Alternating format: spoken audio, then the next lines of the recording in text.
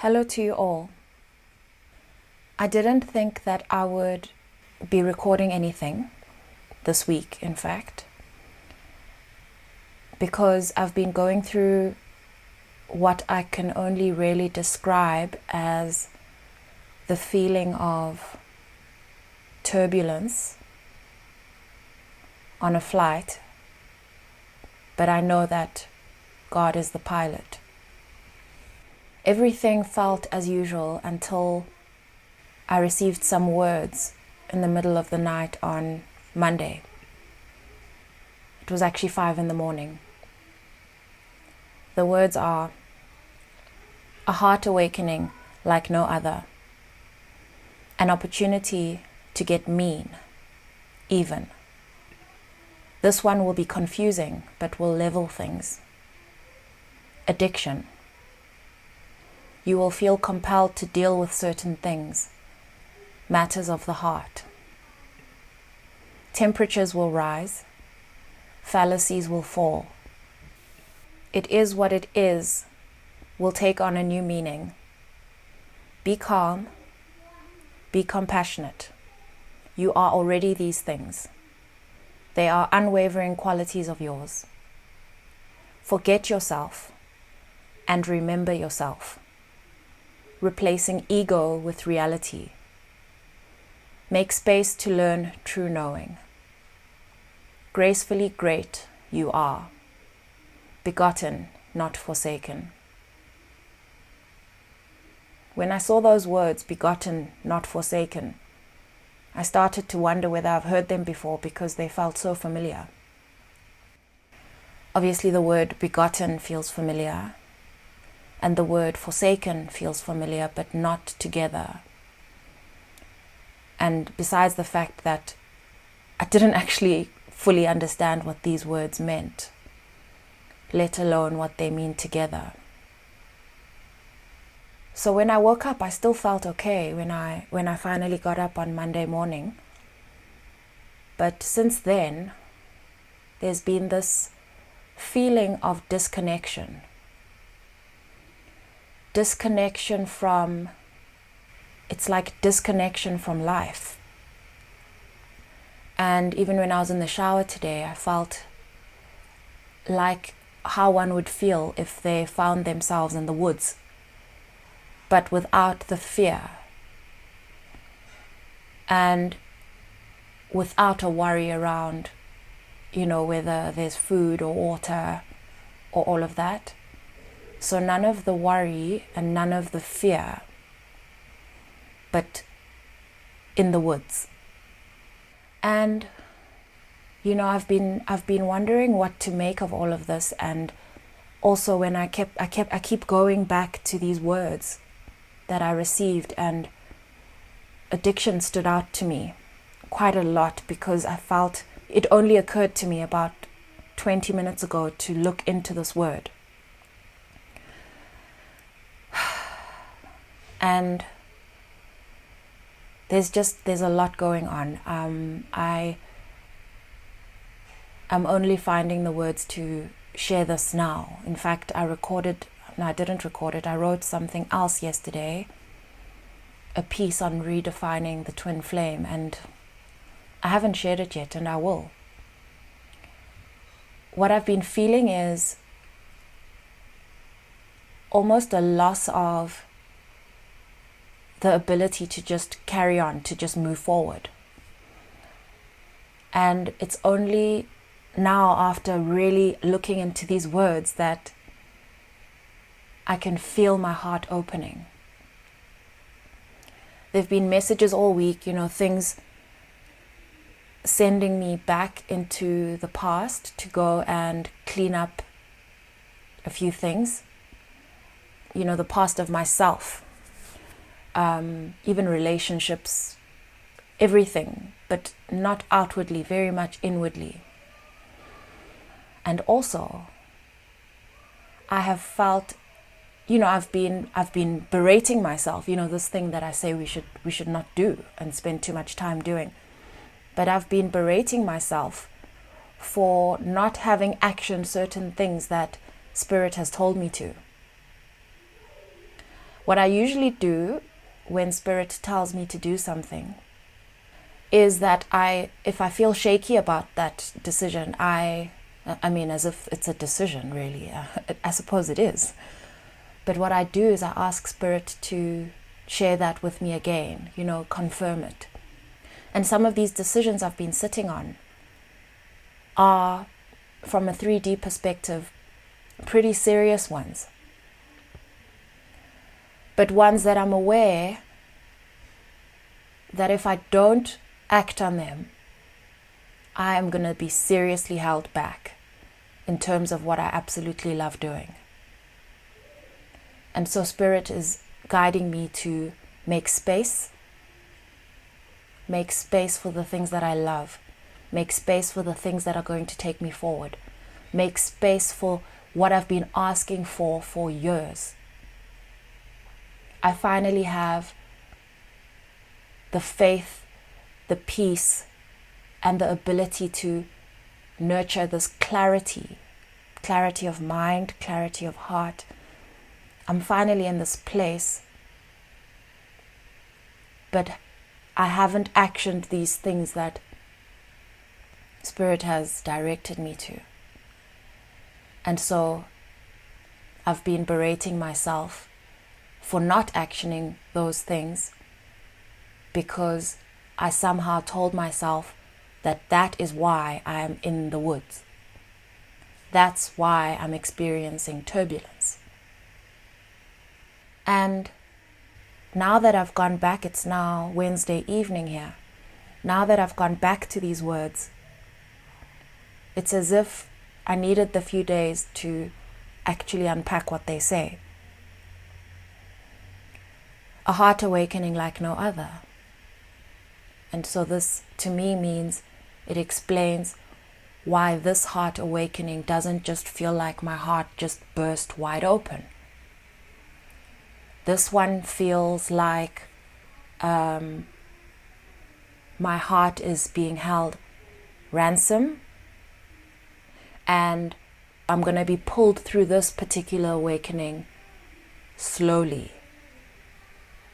My other awakenings, my other heart awakenings that have led me here have been through some kind of external event that has taken place, somebody doing something to hurt me, or some other kind of major change that has left me feeling so broken that I've had to surrender. And then that would be followed by deepened intuition, more clarity in my work. And heart awakenings have just been a major part of my development as an intuitive. But like I said, this one feels like, and I don't want to say dragged. I don't want to say dragged, but it's like I am being dragged so that I can see everything as it changes. A few days ago, I was outside as usual, and I noticed a weaver building a nest. I've never actually witnessed the beginnings of a nest being built, and it got me thinking about how much work goes into building a nest. This nest that this weaver's weaving, and with the intention of presenting it to a mate, and for that mate to then eventually arrive and decide whether this nest is fit for it and whether this mate will suit it. I found it quite cute and just a beautiful thing to witness, because I could see that nest from my bedroom window, and it had settled in a palm tree. And that was probably on Friday. And then on Sunday, I was sitting outside with my sister, and I showed her, and we just talked about it briefly.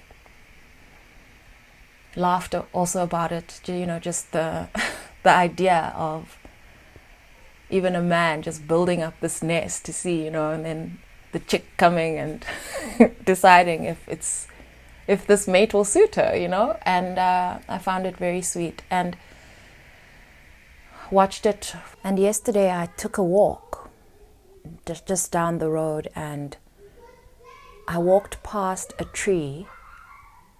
This tree must have had about 30 bird nests in it. I've never seen that before. And so now this omen of these nests is very much coming alive. And when I look up the spiritual meaning of a nest, it says, bird nests, delicate cradles of new life, hold profound symbolism in the realms of spirituality. These intricate creations represent nurturing, rebirth, and divine guidance, serving as powerful metaphors for the cycles of life and the sacred spaces where we find solace and protection. And last night, we had such heavy winds here. Heavy, is that even the word? Serious wind. The wind was howling. Everyone in Johannesburg was talking about the wind. And it only occurred to me in the late afternoon, so not like a few hours ago, what happened to the nest. This nest was in a palm tree, and the wind has done something to the nest. I don't know where the nest has gone. There's a sort of a bushy plant in its place, but for sure that nest is not the way it was yesterday, or where I can't see if it's gone, but everything has changed. And I'm finding these nests, what they're representing is this process that's taking place, and I'm not ready to define it, but it's this process. The idea of watching it begin, watching what that represents, walking past this tree with so many on it, as if perhaps these are all these ideas that I've been nurturing, and then overnight everything has changed. Yesterday I had 2 visions as I can count 2. I actually don't remember all of them because I was doing this sort of lucid dreaming thing. It's not full-on lucid dreaming, but it's I was watching something initially as I was going to bed, but then something told me I started seeing things, like in the dark. I sometimes start seeing visions, and those are usually followed by a lucid dream. So I put everything down and I started looking, and honestly I don't remember anything after that. What I do remember is that I had a vision of a palm tree branch, one of the branches of a palm tree. And as I talk about this, my skull on the left is tingling. It says here that the palm branch or palm frond is a symbol of victory, triumph, peace, and eternal life.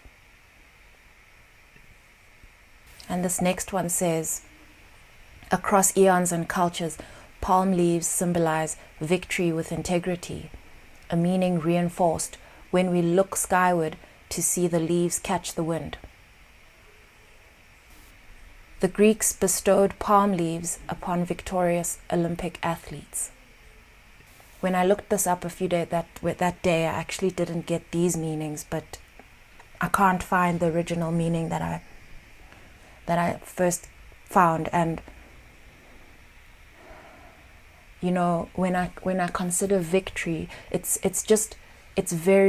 feels counterintuitive, because all of the meanings of the things that I've been seeing do not reflect how I'm feeling right now. The other thing that I saw was an elephant, and I'd actually forgotten about this and remembered today because I pulled some cards for myself. I pulled from this animal deck by Diana Cooper, and I got an elephant. It was the first card that I got. And the elephant card says, open yourself up to true abundance. And on Google it says elephants also symbolize spiritual wisdom and strength, That's from the Bible. And also luck and prosperity. And then I got a bear, which said, use power with wisdom. I got the bear when I asked how to approach these decisions I'm about to execute. And Google says that the bear symbolizes strength, courage, protection, and wisdom. And then I got the tiger.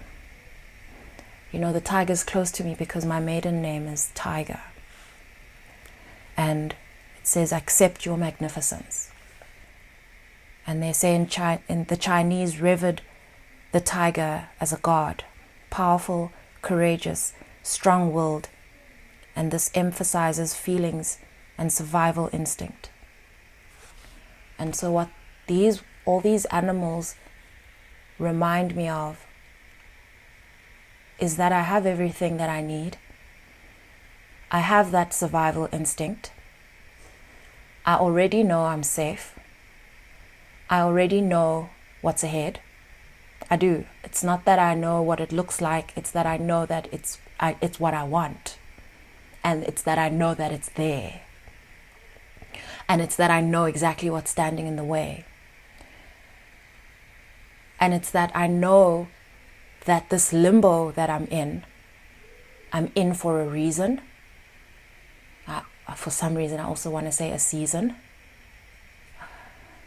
I mean, I'm just getting impatient immediately just thinking about the word season. But you know, seasons are not an indication of a time period of 3 months. They're an indication of a season. A time period holding a certain mood and a lesson. Okay, so I'm comfortable with that definition that I just came up with now. I have peace with that. And then I pulled a card from another deck called the Work Your Light Oracle deck by Rebecca Campbell, and the word I got was leap. You go first. The universe will catch you.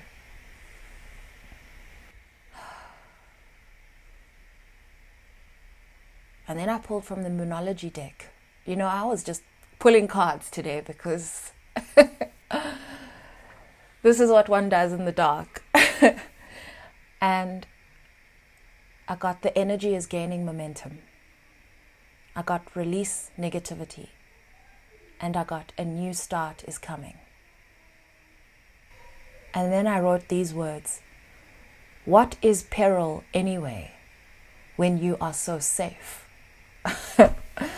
You know, this week I feel like we are engaging in a very dark game of the mind. And I'm saying this because I'm displaying all of the symptoms of fear, but none of the feeling. To go back to these words, what I did was I kept the words pure and then I copied them down just to unpack some of these things. I've addressed the heart awakening. Now an opportunity to get mean. When I wrote it, I just wrote it. You know, mean is usually like, we consider mean to be nasty, but I could tell that this was mean, like an averaging, like an evening. And so I looked it up and turned this into an opportunity to get to that point, place, or state which is halfway between extremes. So that's where I am. I'm halfway between extremes. So the way I see myself right now, it's like I'm standing right in the middle on a tightrope. Okay? So I'm a seasoned acrobat, apparently. I'm on a tightrope. And I've got both of my arms, each one reaching into its extreme. The one extreme being here on earth and the life that I know. You know, all that physicality of it. And it's like I've found a way of living, the way I am, this human who lives in so many dimensions, and it's like I've learned how to live here. And then there's the other extreme, the place that I totally send myself into and that I know I could go to, but I've never fully been. And I'm right in the middle of these two. Like I said, everything was fine. And I'd got comfortable understanding how to operate between these extremes. And now something is happening. That was a laugh, not a cry, but it felt like both. This one will be confusing, but will level things. I feel like I understand those words now because that's exactly how I feel, as though it's confusing. I still wait for the leveling, I suppose. Then, addiction. I looked up the word addiction. I know what an addiction is, but then I thought, let me go to the etymology of the word. And what I found here is, I actually reached out to 2 separate friends to ask for help on this, and they didn't respond in time. They haven't read my messages, so I'm here now. And actually what helped me was scrolling further down, and I saw nominative addictio being the Latin word. Nominative is like as opposed to elected. So to be elected would be both of these are a form of choosing, but nominating, let me just look it up. Nominate means to propose or formally enter as a candidate for election or for an honor or award. And to go back to the etymology, it says an awarding, a delivering up, to deliver, award, devote, consecrate, sacrifice one given over to some practice. To devote or give up oneself to a habit or occupation.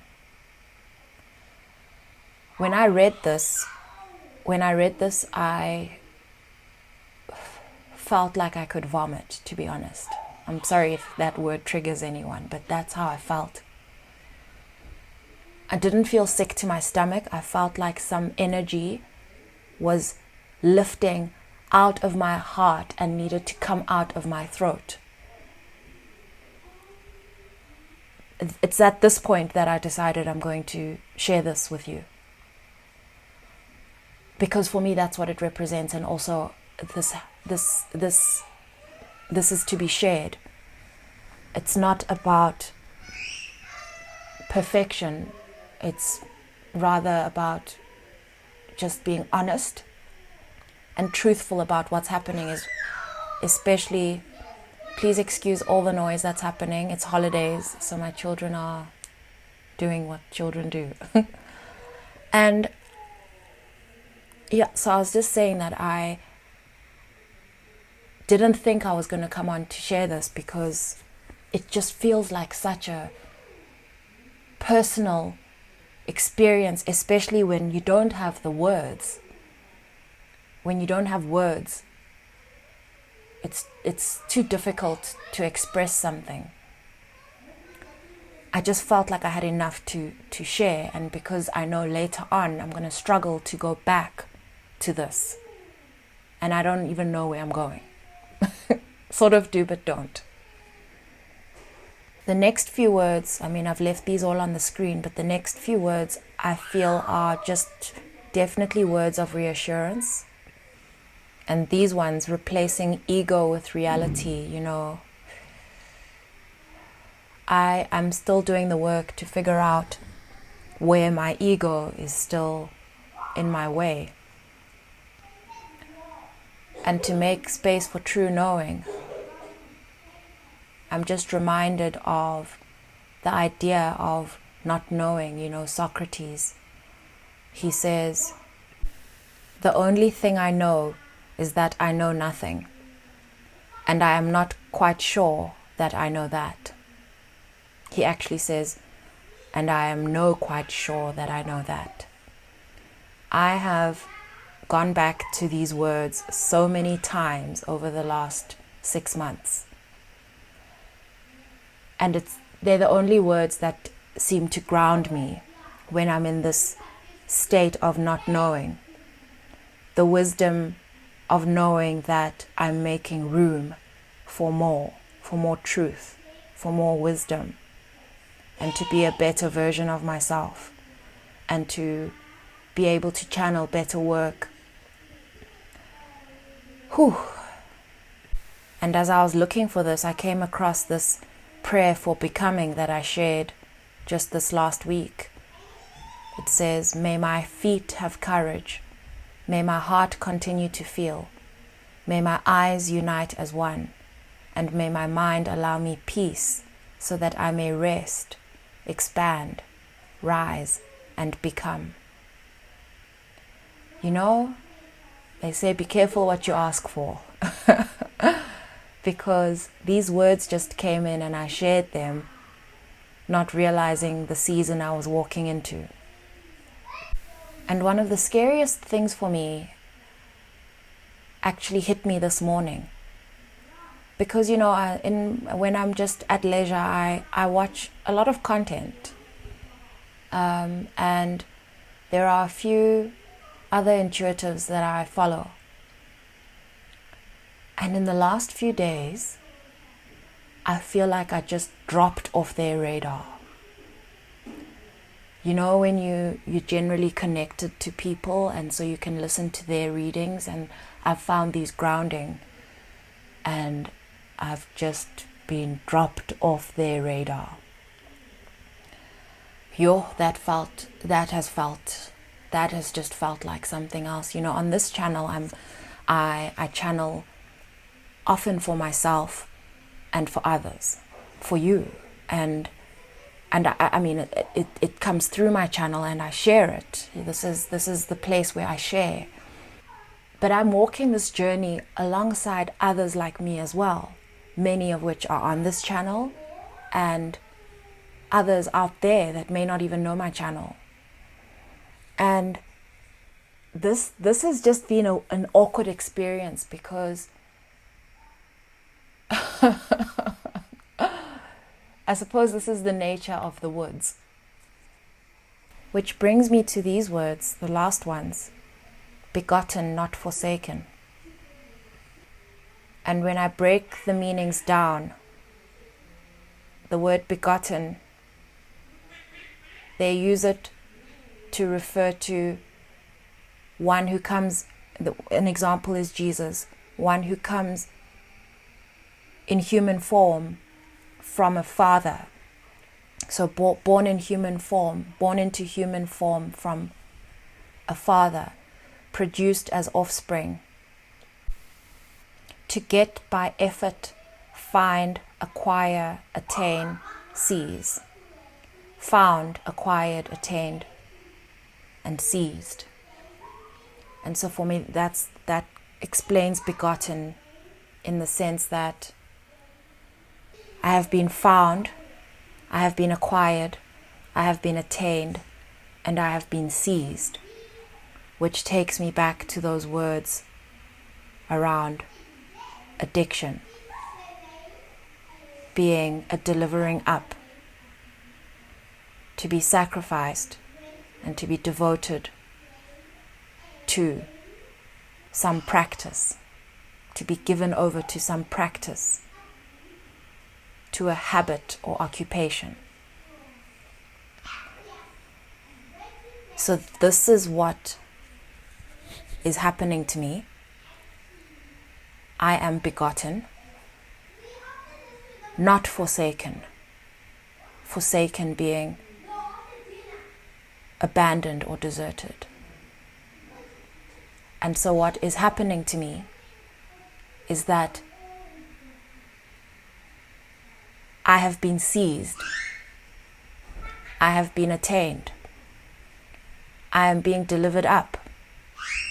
I am being sacrificed over to a practice, habit, or occupation. And that I have not been deserted in this forest. And that this is my heart awakening. And that this is why it's confusing.